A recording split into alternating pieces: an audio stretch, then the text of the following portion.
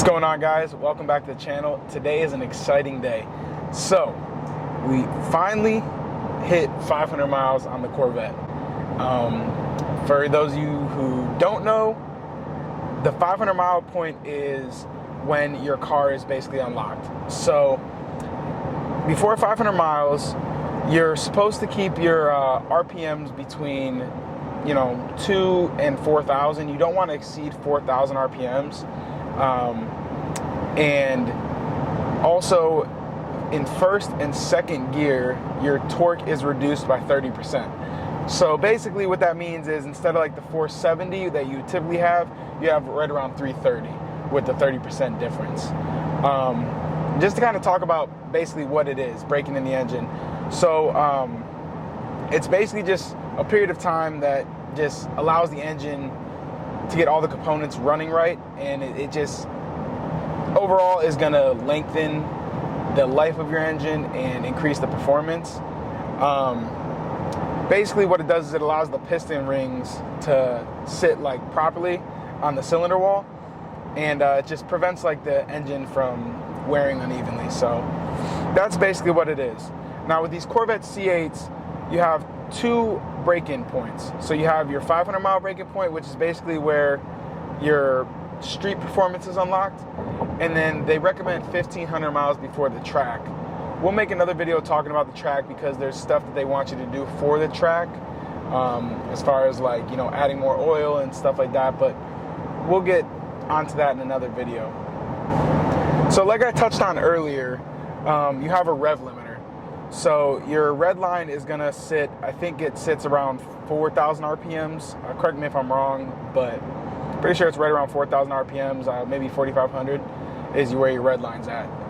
So that's just a like digital thing. Your red line isn't actually what's going on mechanically. Your engine could still perform past that, but digitally they set you that red line just so you know not to really pass that. So when you finally do hit the 500 miles, you might not see the change right away. It might go to like 501, just because the distance, it like, if you're at 499.5, it's gonna say you're at 500 miles. That might be why. It could just take a second to reset. But what's gonna happen once you do hit those 500 miles is your rev limiter, your red line's gonna hit 65, I think 65 or 6,600 RPMs.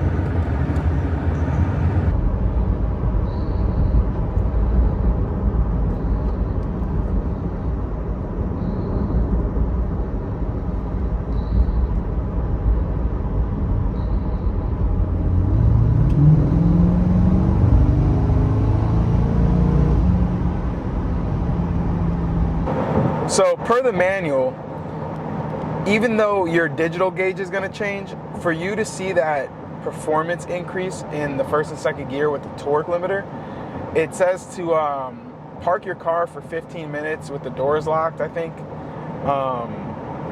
and your car should automatically start changing itself and give you that extra go to full power basically. I'm excited to see the power in first and second gear, but I'm also interested in the fuel economy. So right now, I don't know if the camera can see, but I'll try to show right here.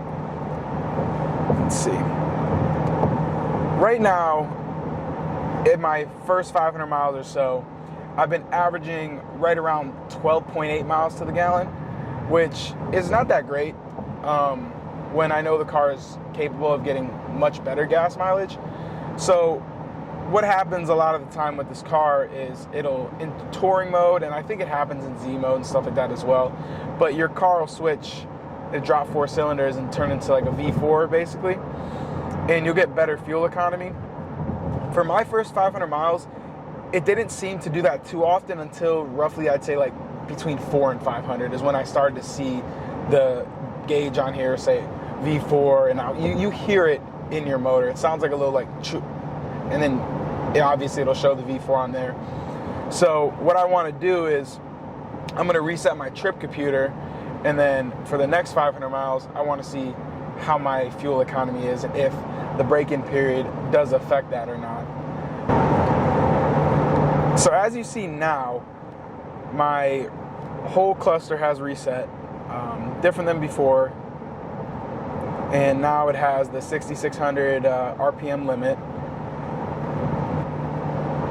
Also, I will say, hearing the sound of 4,000, 5,000 RPMs on this motor sounds incredible. It sounds so much better than, like, you know, when you're obviously lower RPMs, but it just has such like a pure shifting sound, and the backfire sounds really nice. So that's another thing that might be something to look forward to when you do hit 500 miles in your car. In the next video, I want to test out the launch control and really see what the car is capable of. They say that maybe you should go to 1,000 miles, which I'm not 100% sure on. I feel like if Chevy really didn't want you using the features of the car, they wouldn't have limited the torque. They wouldn't have did the 500 mile braking period. They wouldn't have done all that. So in the next video, we're definitely going to test that out. But I think that's going to wrap it up for today here. But I just wanted to touch on the 500 mile braking period, what it is, and what to expect in the next video. So I appreciate everybody that's watched my previous videos as well as this one. And please like and subscribe, and more Corvette content to come. Thank you.